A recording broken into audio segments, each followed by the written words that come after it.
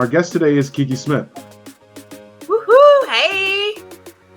Today we're going to be talking about your experience with the Indy 500, but I wanted to start off first getting to know a little bit about you. What made you get into traveling? It kind of just happened. I got a passport when I turned 18, and I'm like, I don't know where I'm going, but I'm going somewhere. I'd never been on a plane before, but I just knew I wanted to travel and see the world. In our discussion leading up to today's segment, we discussed that you've been to about 27 different countries and all over the United States. Why did you decide to attend the Indy 500 this year? That was my husband's choice. He went there because of one of his favorite DJs was playing at one of the shows, and he's into racing too. So I'm like, kind of a free trip for me, so why not? And once you got to Indianapolis, describe your experience in and around the city. It's more like the suburbs, honestly. When we got to the airport is literally full of Indy 500 everything. Race cars everywhere. You have the sound of race cars. The windows are covered in Indy 500. We got there kind of late, so we didn't really see too much around. Well, that's cool. The minute that you landed, that you were greeted by the cars and the sounds. What was your experience at the actual race like? At the race, it's packed. There are so many people there, and it started early. So we got there, I think, 7 a.m., and there was people already lined up. The stadium was already packed. Traffic was crazy to get there. So they block off a lot of the major streets, and only have, I think, 2 streets to get there. Traffic was completely backed up. It took a while for us to actually get there. And then parking. We parked literally on someone's lawn because you can park pretty much anywhere. People have like their lawns available for you to park and pay for it. So we parked on someone's front yard for $20. You have people just driving around trying to find parking, walking with their coolers, their bags. You can bring in anything. You can bring in cooler bags, big coolers. There's really like no limitations of what you can bring. It's kind of going to the beach is what it looked like. Once you get there, it looks like it's packed. You have vendors all over the place, food vendors on the outside. People who are there to greet guests who are not actually attending, like kind of like pretty much watch to show from like their house or like their front lawn. When we got there, it was like 7 a.m. We immediately went where they was hosting the concert part first. The race didn't start till later on. But the concert part was completely packed. They had bands there playing. People just sitting on like the grass, pre-gaming already. A lot of people who were there for the lawn part, they're also pre-gaming there too at 7 a.m. bright and early. Everywhere you went, there's just crowds of people. Everywhere you went. And so how many people would you say were at the event? Oh my goodness. There's a lot of people. Easily 100,000, easily. I did read that it was also the second highest attendance, but no, there's a lot of people there. A lot. I'm not sure the exact number, but there was a lot. And with all of these people being there, how would you describe the diversity of the crowd? There is no diversity at all, unfortunately. I did see like a handful of African Americans, minorities. I can probably count on one hand how many I saw. It didn't really change my experience too much, but yeah, we're not there. And with such a homogenous crowd, did you experience any hostility or? Surprisingly, I didn't experience anything to my knowledge. It could have been some side eyes, but I didn't notice anything. And I was kind of a little nervous at first going into, for one, like we're in the suburbs. It's predominantly like a white area. So I wasn't sure what to expect. It sounds like you had a great time. What are your thoughts about the future of the sport? I had an amazing time. It was great. I think everyone should experience it at least once, or just any racing event altogether. For the future, I don't know, I think it's a lot of change that needs to happen because I feel like there is room for us to be there, to attend. I feel like we grow up, we get race cards as gifts, but yet we're not really into the racing world. I feel like if we were actually more involved, just from like the drivers, the artists there, and then also the community, it could change and actually grow. I think in the future, there is a lot of room for girls to see our faces more around. So you mentioned the drivers and then you mentioned artists. For the music portion, there wasn't really much diversity as far as the music went? No, which is very typical for EDM artists. They're not diverse, but they do play a lot of songs that are hits that come from Black artists, which is kind of funny. They remix over it to like their own beats. But there are a lot of Black EDM DJs, like they're out there, but they were not there. The demographic for EDM isn't as African American or Black. Actually, it is. No? It is. It is. Okay. So I don't attend, but my husband attends them, and of course, like the ratio, we're outnumbered. Yes, of course, but in the last couple of years, especially since like Shaq attends a lot of these EDM festivals, and he has like his own music. A great point with what you're saying. I mean, if Shaq is attending EDM events and the Indy 500 is mostly EDM artists, Shaq, maybe we can get you out to the next Indy 500 right. And we can see more people with our skin tone. Yes, I think that would help a lot. It was great having you, KeKe. Thanks for sharing your thoughts and your experience with the Indy 500 with us, and I'm sure we'll be seeing you again soon. Yes, we'll see you soon. Stay tuned to where I'm at next. My guests are Divine and his wife, Nancy. We're going to start off with a couple questions to get to know you guys a little bit better, and then we'll jump into some relationship questions to see how you handle your communication. Sounds good. All right, let's go. Where did you grow up? I grew up in Piscataway, New Jersey. I grew up in Lafayette City, Queens, moved to Piscataway in 1994. Where did you first meet? Our first interaction, I was working at a grocery store. He came through my line with pajama pants and Tasmanian devil slippers, and didn't really see that, so we kind of interacted there. How did you end up getting together? He just started walking me to class one day. We didn't really talk, just kept doing it. And then after a while, we started communicating, talking. That's her version. This is how it really happened. Jesus, crystals. We were standing in front of a classroom, a bunch of guys. She walks past, and for someone of her skin complexion, was built in a way that she wasn't supposed to be built back in the day. They was all talking smack. I was like, all right, y'all can talk, I'm out. Hit the corner, caught up with her. Hi, my name is Divine. Where you going? I'm going to class. Okay, just walk with you to class then. I walked with her to class every day. And then one night I just decided to call her up and ask her out. Prom night. Been together ever since. So tell me a funny story from y'all's time together. We have multiple funny stories, like our late night shopping at Walmart.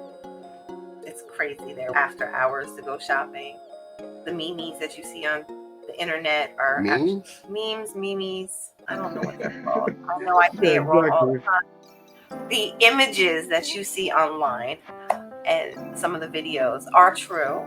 One time I was in the men's section and I was trying to find some socks, hit the corner, and got scared shitless because there was a blue guy, a blue avatar. He's like, I'm so sorry. I'm like, hey, y'all shop too.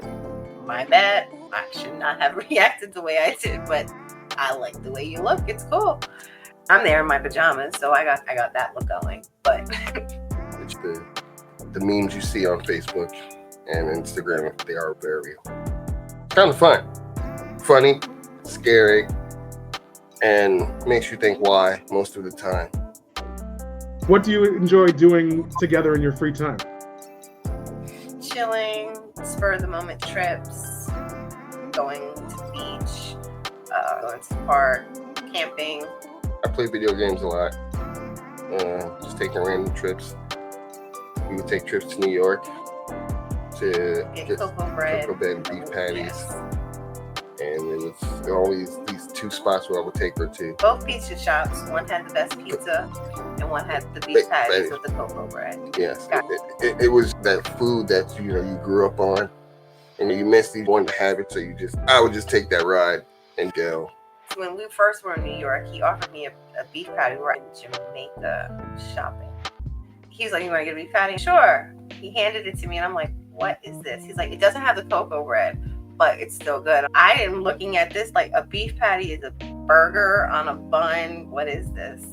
I ate it. It was good, But once he took me to the place with the cocoa bread, oh my God, this is so amazing. So y'all used to drive all the way from Piscataway, New Jersey to Left Rack, Queens for cocoa bread and pizza. Yep. Yes. I get it. I live out in Vernon now, and I drive all the way to get slices from Lodi Pizzas because of the nostalgia. It's fun to us. That's the good stuff. We're going to get into maybe not as easy of a question to answer, but how do you handle conflicts when they come up in your relationship? We have a discussion at the moment. Sometimes it's a little bit more heated than other moments. If it gets too heated, we say what we gotta say, and then we'll let it be quiet for a while to cool off and think about it again. Just depends on time and place, situations.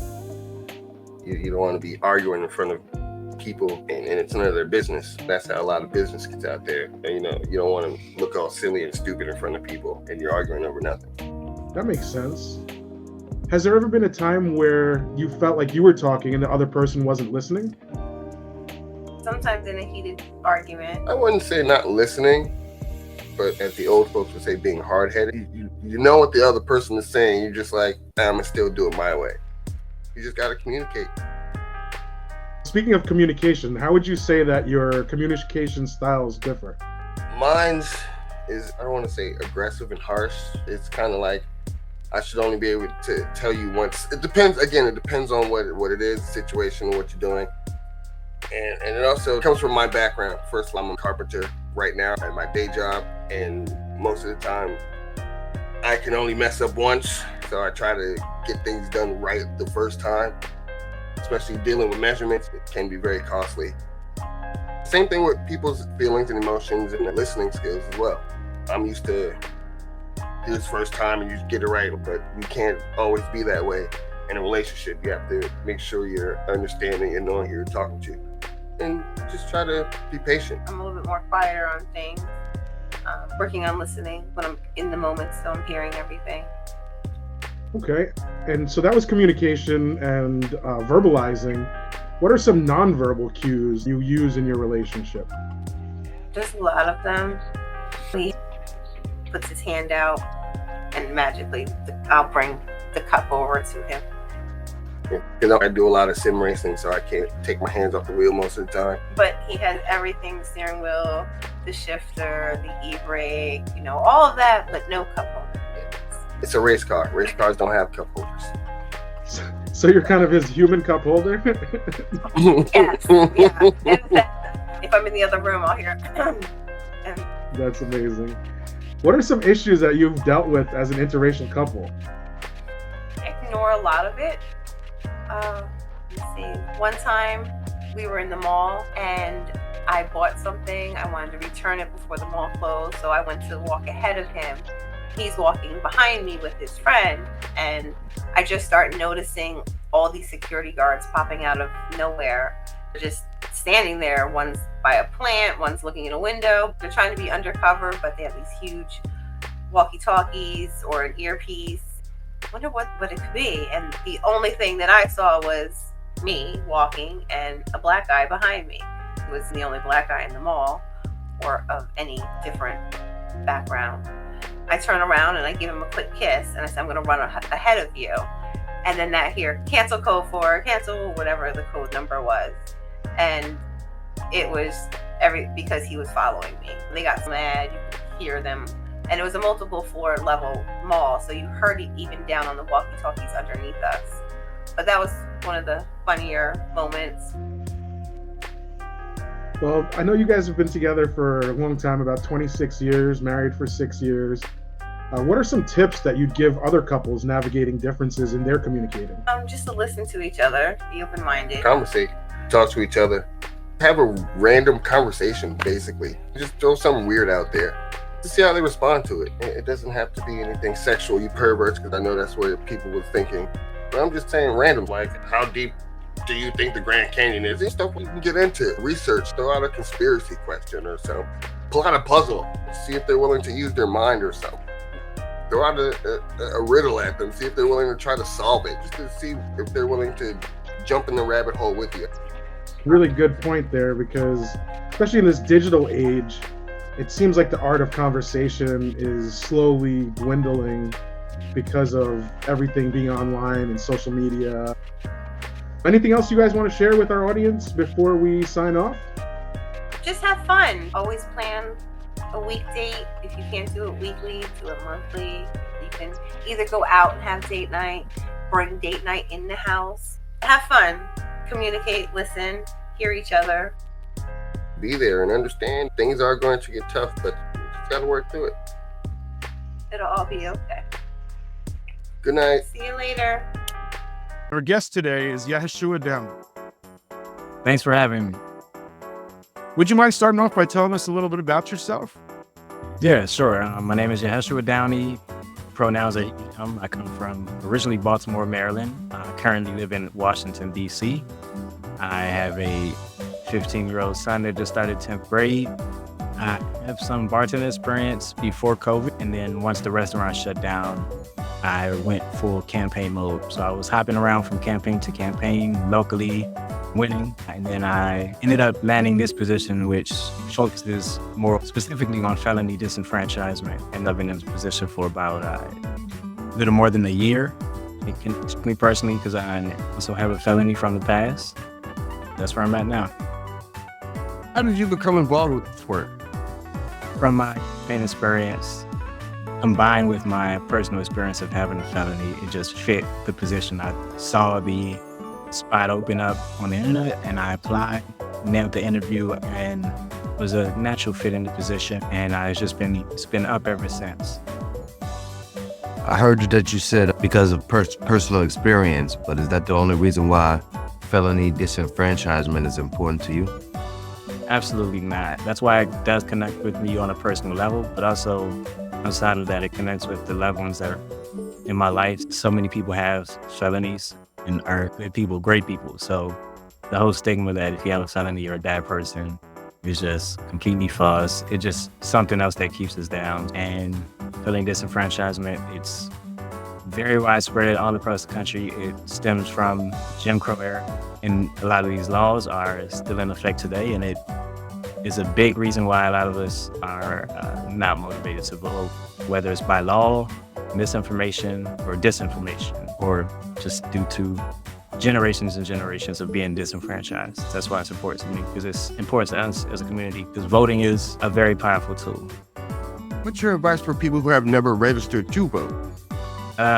First time for everything, I'd say no time better than now. You can register right online. There's vote.org. There's plenty of organizations that are helping people get registered. Start doing some research. Just look into who's running, what they represent, and see what aligns with you. It is a part of being a citizen and becoming involved in your community. My advice would be to just go and vote, register, and start looking up candidates. You can go to different websites that are nonpartisan, and they give unbiased information on what the candidate stands for, and that's a great place to start. Ballotpedia.org is a good resource to start.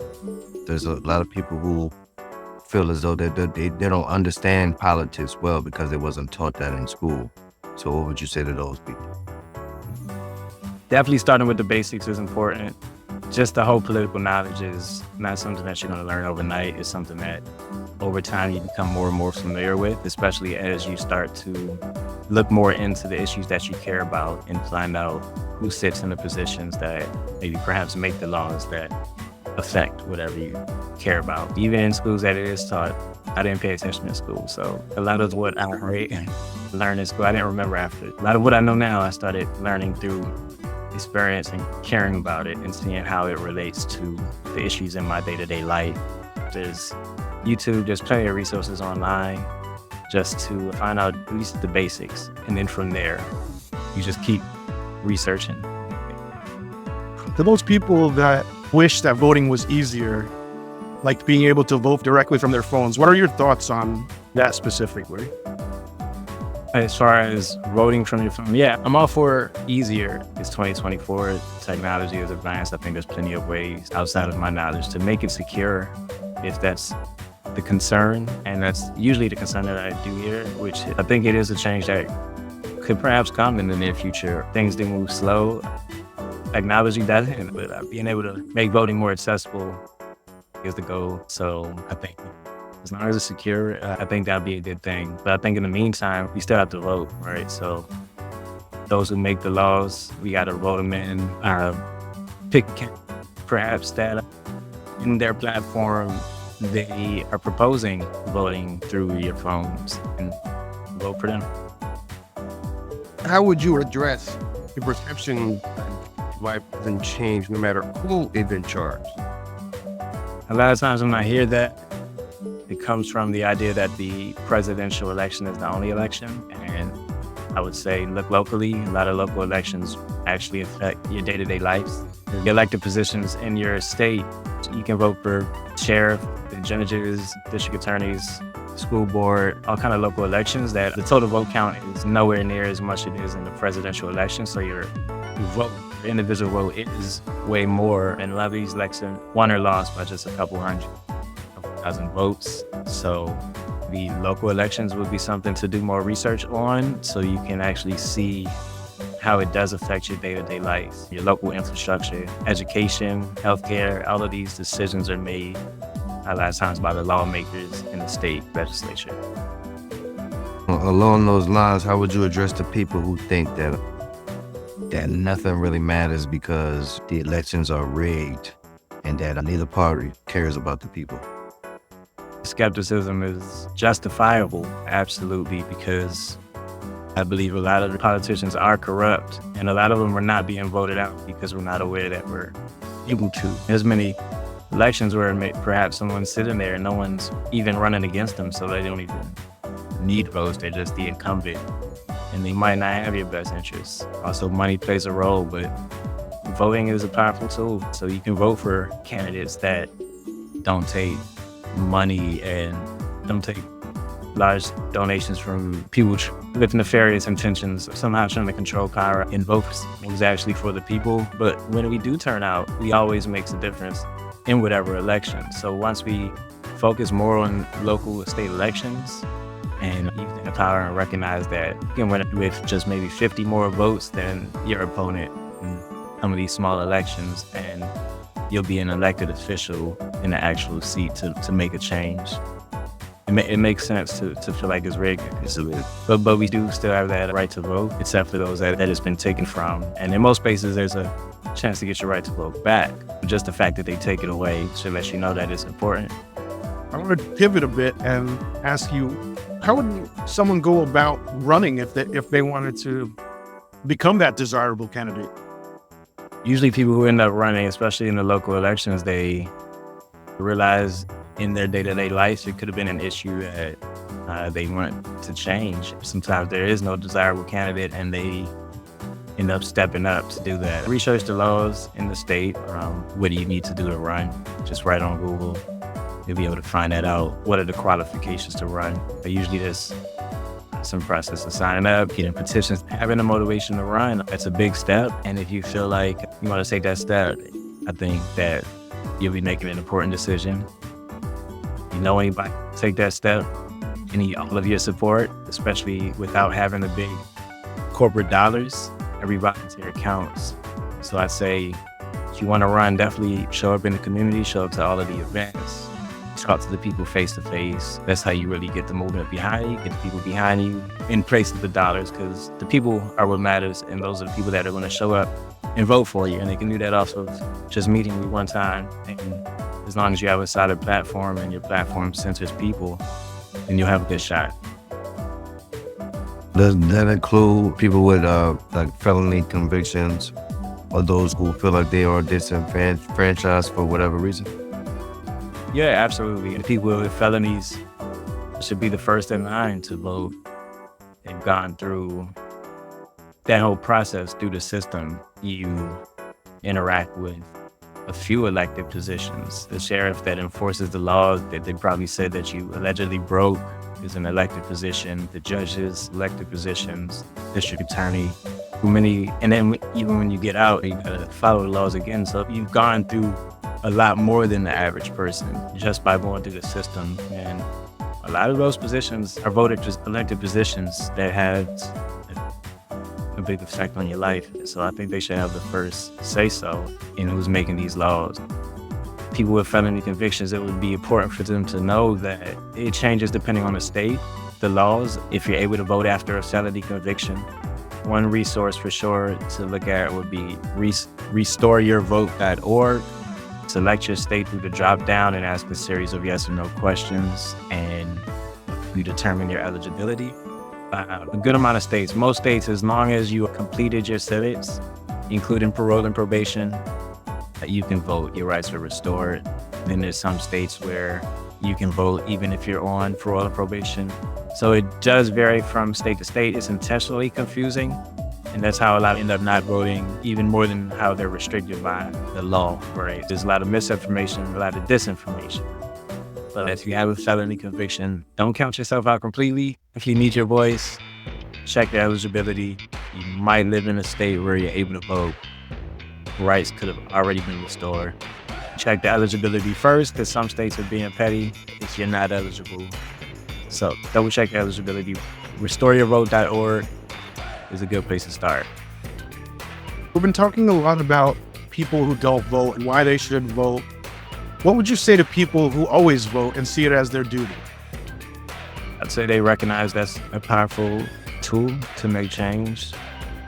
They probably recognize that it's a way to be a part of the community, be involved, perform your duty as a citizen to vote. They recognize most likely all of who has fought. It's been a long battle, the right to vote, and it's still going on. You know, it is talked about how women didn't have the right to vote. So I would say that recognizing how important the vote is and all of the struggle to struggle to get it back when you lose it, a very powerful tool. It's just part of getting serious. I would say thank you to those who keep voting, continue to help others vote, help them recognize how powerful their vote is, especially in state elections, local elections. You've answered a lot of questions, and if anyone has any further questions, they can reach out or perhaps even look up the information that they're seeking. It was great having you here today, and we look forward to speaking with you again. Thanks so much. Thanks for having me. Our guest today is Danjah. Welcome to the show, Danjah.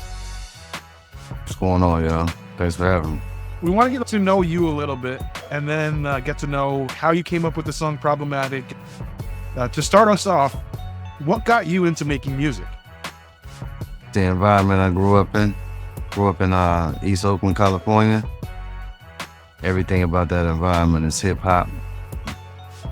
I came up listening to Digital Underground, Tupac, The Chronic, Snoop, NWA. MCA was a big one I came up with.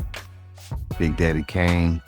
There was a lot going on, but everything was pretty much hip hop out there. Also, I was a writer as a kid too, so I think those kind of meshed. How did you get the name Dane? That's probably me having a heavy hand when I was younger. I was very active, very aggressive. I was probably breaking everything I touched. They used to say, yo, you dangerous. And it just kind of grew on me. So it kind of progressed from being dangerous to just calling me Danjah. And then the spelling came with ebonically. You had touched on a couple of different artists that inspired you growing up. Digital Underground, Snoop, Big Daddy Kane. If you were to pick 4 rappers, who's your Mount Rushmore of hip hop?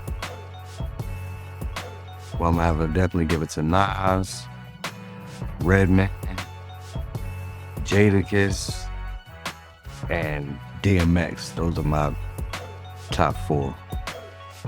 They're all lyricists. They all add a little twist to it. I like the aggressiveness of DMX and Redman. I like the poetic delivery of Nas and Kiss. What are the experiences and emotion that inspired you to write? First, that beat was straight in your face kind of beat. As soon as I heard it, I heard Redman on there.